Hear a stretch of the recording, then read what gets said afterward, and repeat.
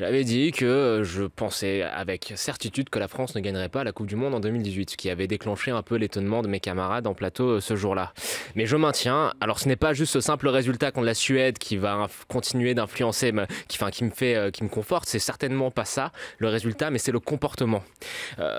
Quand je vois cette équipe-là, encore une fois, je vais me répéter, mais je ne vois pas de taulier. Je vois des joueurs qui ont une certaine expérience, comme Lloris, Koscielny, Matuidi, mais je ne vois pas de joueurs qui ont cette personnalité pour porter l'équipe dans des matchs où l'adversité prédomine. Je ne vois pas un groupe qui est capable d'aller à la guerre ensemble. Quand on regarde l'histoire des Bleus depuis Didier Deschamps, c'est une équipe qui a été capable de coups d'éclat, comme contre l'Ukraine, comme contre l'Allemagne, mais qui dans les matchs où il fallait assumer quelque chose. Je pense à la finale contre le Portugal, qui était quand même, je le rappelle, une finale d'Euro à domicile. Là, ce match-là en Suède, où c'était un peu dur, où il fallait un peu mettre le bleu de chauffe, c'est une équipe qui n'est pas prête, qui n'a pas le vécu suffisant encore pour aller à la guerre.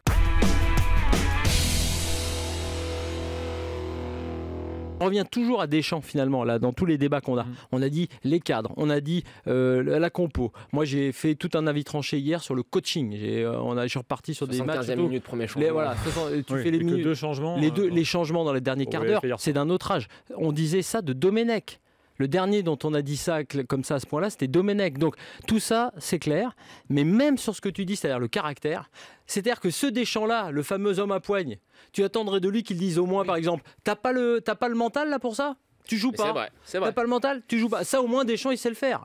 Et ça tu le vois pas non plus. Et alors, Deschamps il arrive, il avance. Damien est là, il veut intervenir les gars. Un dernier point, ce qui me fait assez marrer en fait, c'est que quand on voit en fait la carrière de Didier Deschamps en tant qu'entraîneur, c'est pas vrai. Il y a des moments où il a bien fait jouer ses équipes, où il jouait l'offensive, où c'était un jeu qui était plaisant, qui était léché. Deux cas. Notamment Monaco, ouais. À la Juve.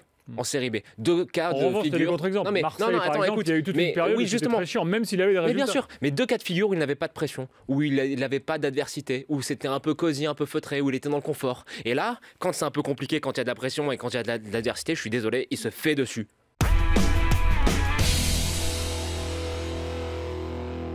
Aujourd'hui, Marco Verratti, et je pense que c'est très intéressant de voir que dans une communication de Marco, de son agent, qui généralement fait d'une phrase, d'un changement d'idée, d'un changement d'adresse ou d'une démenti soudaine, cet article de l'équipe n'a pas été démenti.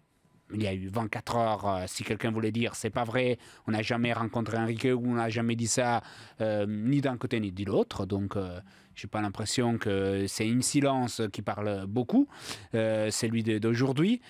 Et si Marco Verratti veut partir, si vraiment cet été, il y a la possibilité, je pense qu'il y a déjà eu un passé, d'une offre importante pour le club, pour libérer Marco, si c'est vraiment un problème, et je pense qu'il faut voir vraiment pourquoi Marco veut partir. Ça va vraiment au-delà de « je veux aller dans un autre club ». C'est ces clubs n'ont même pas maintenu les promesses des dernières saisons. Bien sûr. Et la question, c'est qui pose...